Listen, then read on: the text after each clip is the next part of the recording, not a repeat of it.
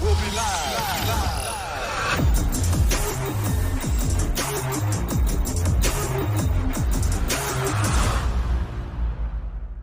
Yo, people, such a bad jazz, the man line jazz, MLC jazz, not the building. Right now, I've got BIGG FAA, Fulal Sunj Yeff.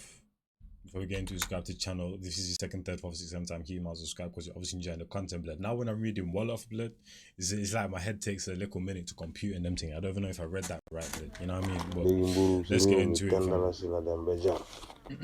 Alright, this is what I was talking about, fam. In Gambia, they make a thing, so you might obviously know like baguettes, fam. There's a certain thing like baguettes in Gambia, but they call it tapa lapa, blood. And then what they call it ponce, if I'm not mistaken, fam. You know what I'm saying? They get like some milk and then put bread in it, fam. And then basically just eat it, blood. You know what I'm saying? I haven't seen that in absolute time, fam. Or sometimes actually just use water if times are that tough, then you can't buy milk, fam. You know what I mean? Yeah. Suleiman! Phone. Yo, fombo nga mutu. Wa fombo na. Hamolu mala yegal. Dama yoka pass. Westfield Cooperative. $50. Kumunu na bay. Danga wa. Ti lula nenga yok. De ka bigena stress. Mungi cool.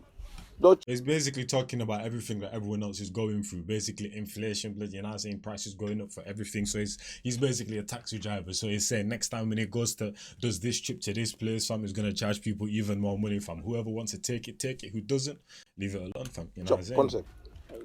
Good job. Good job. General energy. General dur. Ni lañ mëna dundé ci réew mi ni. Ponce sa daf lay fresh loolu. Yeah, very para.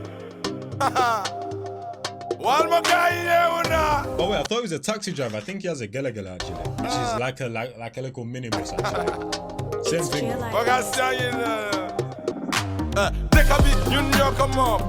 Dañu raga ni rek waye am nañ ci wala. Take a bit, you know, come on. Dañu até ñaka waye am nañ ci baat. Take a bit, you know, come on. Fokk ñu jóg ñu liggéey bay di wane Yàlla baana. Take a bit, you know, come on. Nel ma ministre bi ne nañ Fulal Sunj Yeff. Nel ma député ma ne nañ Shout out to Adidas Slides, fam. You know what I'm saying?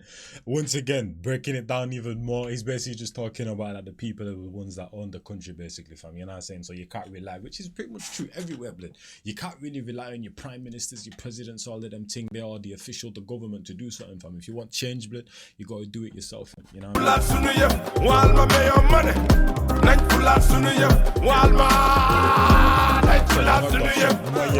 mean? Dañu noppi muñ rek waaye suñu dëkk bi lu fi xew de bari na dañu noppi nii rek waaye lu fi xew de bari na gisuloo ñii di jooy gisuloo ñii di ree dëkk baa ngi over jaasoo kenn amut fu ñuy mujjee ñii dañuy sàccaate ñii dañuy réebaate jàpp jigéen rob rey ko yërmande moo fi manqué sàcca buñ fi jàpp. Yo, he's talking some deep talk right now. I don't even need to say anything. You saw it right there. Police bay ko tay ci suba ñi dañu xiif jaay seen ngor dañu over ñaaka yéenay gis lu may gis démocratie lu mu def suñu dëkka réewande 100% politique ñu def ko saaga nit yi kenn di soor enante ay jamante paaka dëkka bi ñun ñoo ko moom dañu raaga nii rek waaye am nañ ci wàlla dëkka bi ñun ñoo ko moom dañu aate ñaaka waaye am nañ ci baat dëkka bi. The maddest thing about Gambia, fam, Gambia is like a fully beautiful place, but I lived there for what, 7 years, fam. Not once did I see blood on the floor, not once did I hear a story of someone killing someone, but it's a peaceful place, blood. You know what I'm saying? You don't really see things like that, but obviously it doesn't mean that it doesn't happen whatsoever, blood. You know what I'm saying? Because no country's perfect. You know what I mean, blood? But just my whole 7 years there, even till now, you don't really hear things about gang violence or gangs being formed or this person killing. It's a peaceful country, fam. You know what I'm saying? But once again, it doesn't mean that doesn't happen, fam. So that's what he's basically touching on and them thing there. Fuck ñu jóg ñu liggéey bay di wane Yàlla baana dëkk bi ñun ñoo ko moom nel ma ministre bi ne nañ Fulal Sunj Yeff nel ma député ma ne nañ Fulal Sunj Yeff waal ma meyo ma ne nañ Fulal Sunj Yeff waal ma Hey, Fulal Sunj Yeff. Ametuma Gambia.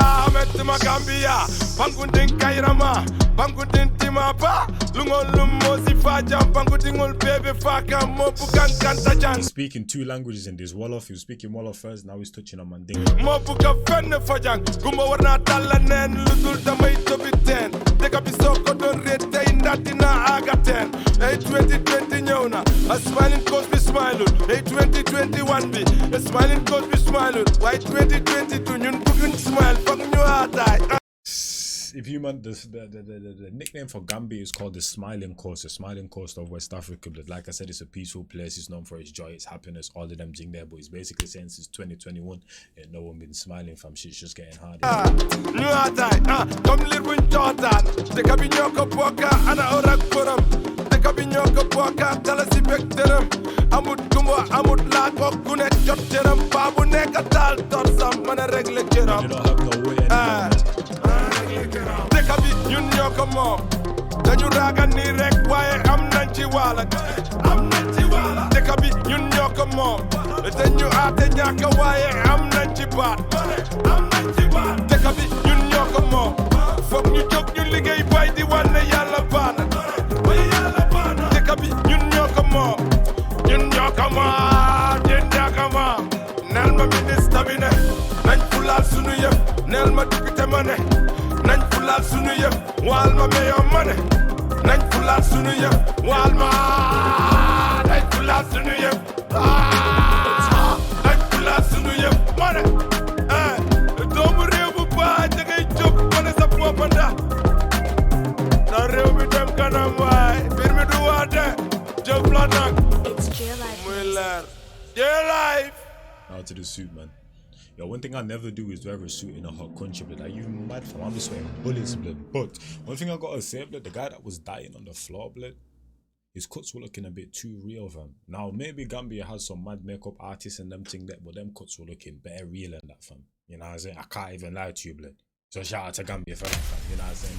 Because that was actually cold, fam. You know what I mean? But hey, hopefully you enjoyed that when it's your boy Jazz, man, like Jazz, MLC Jazz, and I'll catch you man the next one. Shout out Big Fat. It's been a while since I not even reacted to his music, just heard his music in general, fam. You know what I'm saying? But and the fact that he's touching on issues that need to be touched on, talking about the bigger picture of things, fam. I respect him for that, fam. It's your boy Jazz, and I'm gone, man.